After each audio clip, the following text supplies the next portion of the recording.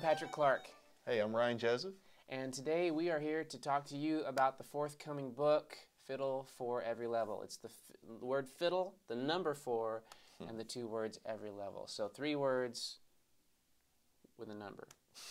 Kind of weird. But one great book. Well, hey, there you go. I like that's that. That's the number that matters. That's pretty good. I like it.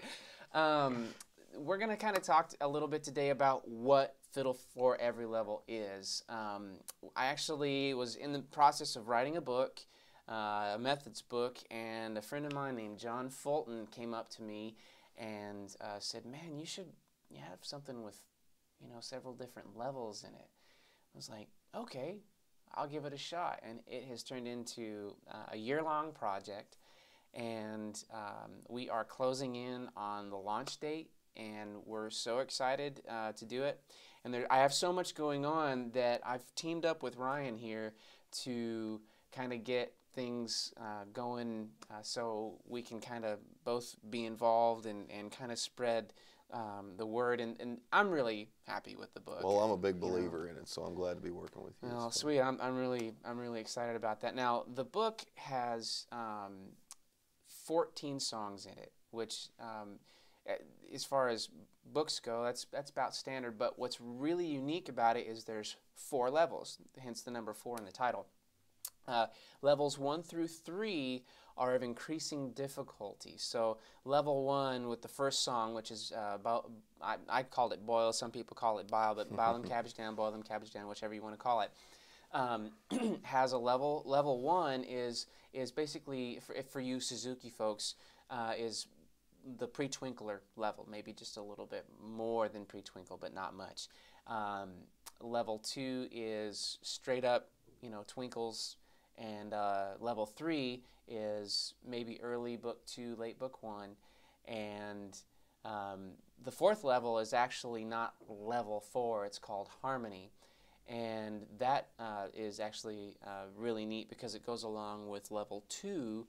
And it all goes together really well, though, so you can play it in a group class or whatever. And there's instruction in the book. There's checklists. Well, the checklist. That's really cool. Yeah, there's checklists. The checklists is actually really neat because if you're practicing, and you think, well, I can't remember what I'm supposed to do here. Well, the checklist is right there, to kind of walk you through it. I mean, do you have anything to add to that? I mean, what, That's what I really like about it. I mean, when you're starting to play an instrument, the setup is everything, and sometimes we need little reminders to make us aware of our body. We so just want to get in and play the tune, but those checklists really keep reminding you, how the bow hold should be and how your left hand should be. And with that, you also get to play some great tunes and play them well and correctly. Well, yeah, and the checklists aren't the only thing in there as far as the instruction goes, though. There's actually detailed instruction, and the cool part about the detailed instruction is it walks you through very simplistically. It's matter of fact. There's not a whole lot of extra fluff around it. This is how it is. We tried not to get too advanced, but it gets to the meat just like it should, and then you have your checklist that follows. So the checklists also talk about a few things that you should pay attention to in the music. So it's not just setup. It's not, okay, I should hold my violin up or I should relax or whatever. It's actually, this is what you need to do to pull this particular measure off, or a reminder, hey, low 2 and measure 1, or little things like that. And it teaches you stylistic things for fiddling specifically, which is really great as well. Right. Yeah. So you have slides. And it talks about the different kinds of slides you can do: slow slides, quick slides, and one of the things that we were talking about. There's for all you teachers out there, it's a half note slide.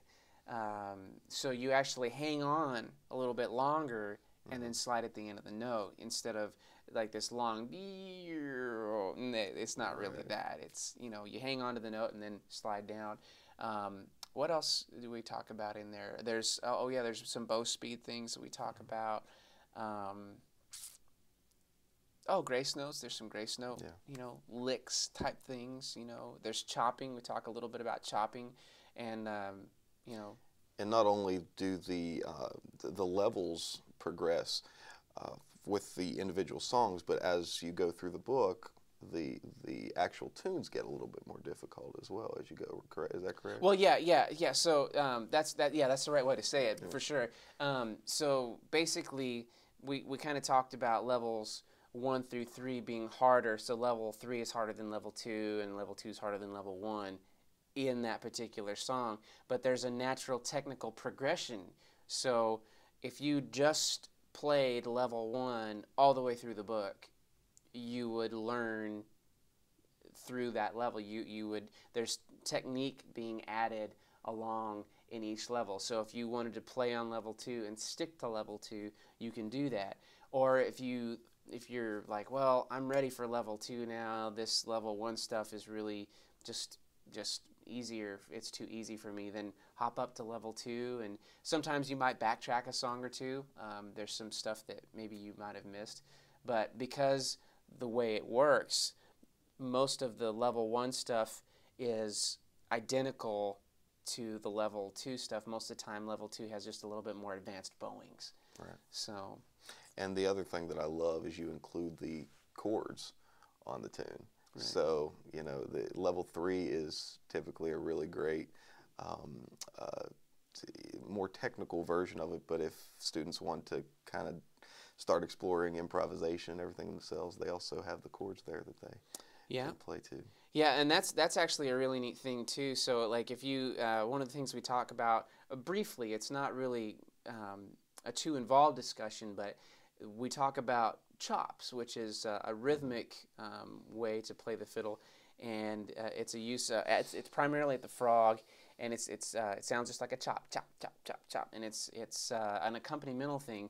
So you can kind of start out by palm muting with the left hand. So there's just kind of a squeak, and if you were to drag the bow all the way across the strings, you would get this really nasty sound, but it sounds really cool just by itself. And then we talk about, with the chords, you can kind of start playing open strings or, fingers, and you can kind of add that to it as you go. So it's an all-in-one type method that it really allows you to grow. So if you get to a level 3 and you're at the end of the book and it's too easy, that's great. But I don't think if you start from scratch, that's going to happen. Yeah, it'll take a few years, I guarantee that. Yeah. So one of the cool things about this book is if you wanted to use it in a group setting or in a private violin setting or in a small ensemble for school orchestras, it can be used in so many different ways, and you have, like you mentioned before, the harmony part that you could have your first violins play the one part and the seconds play the other. Right. It's really so many different options. Yeah, and be looking for the orchestral version to come out probably in the fall this year, and that'll be something to kind of add to your wish list for all your administrators.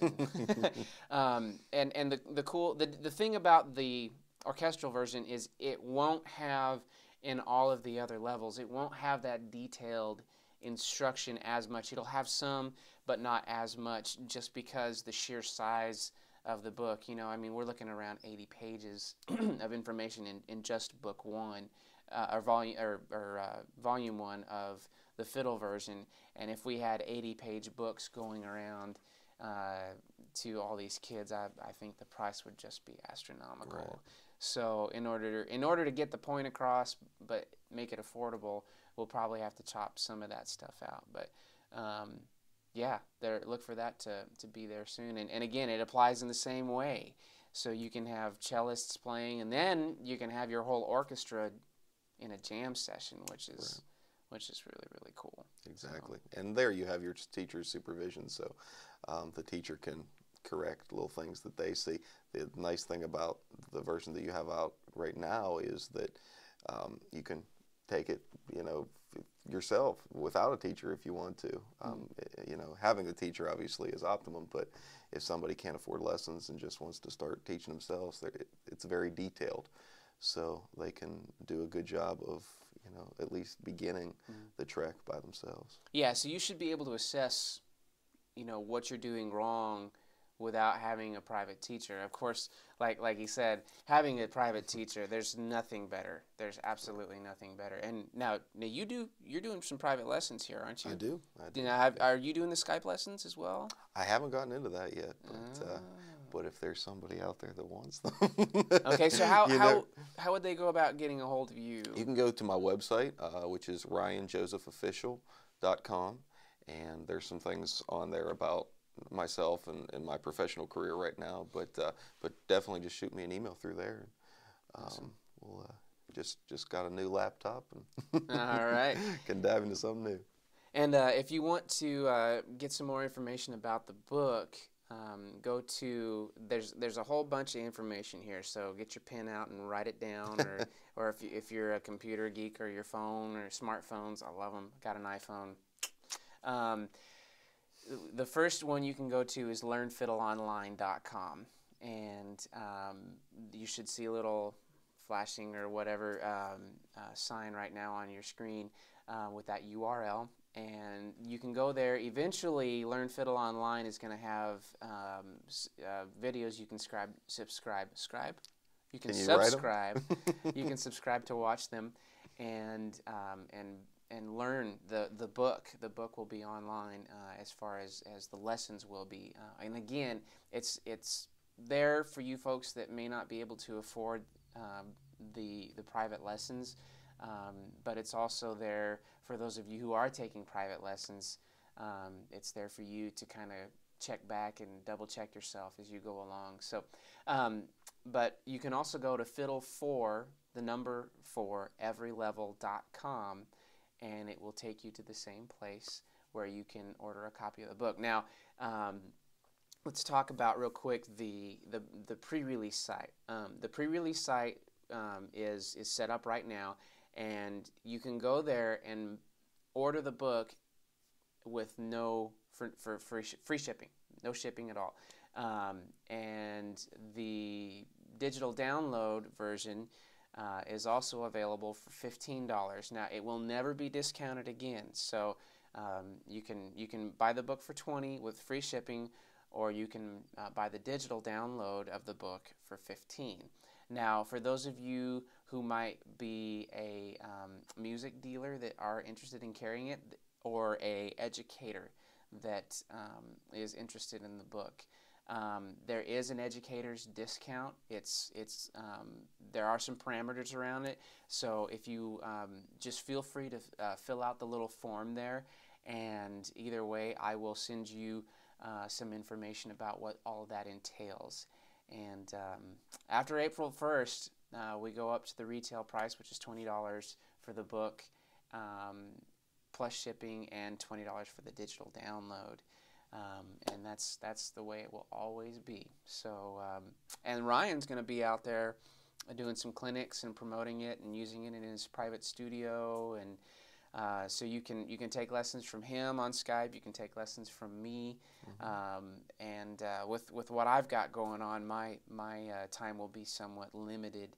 But now that you're getting ready to get out of school, that might be an option. So Definitely. So check out fiddleforeverylevel.com, learnfiddleonline.com. Those are the two places you can find the information about the book and me, and then ryanjosephofficial.com for some information about Ryan in the book. And I think that's about it for today. So thanks for watching, and we'll see you soon. Thank you.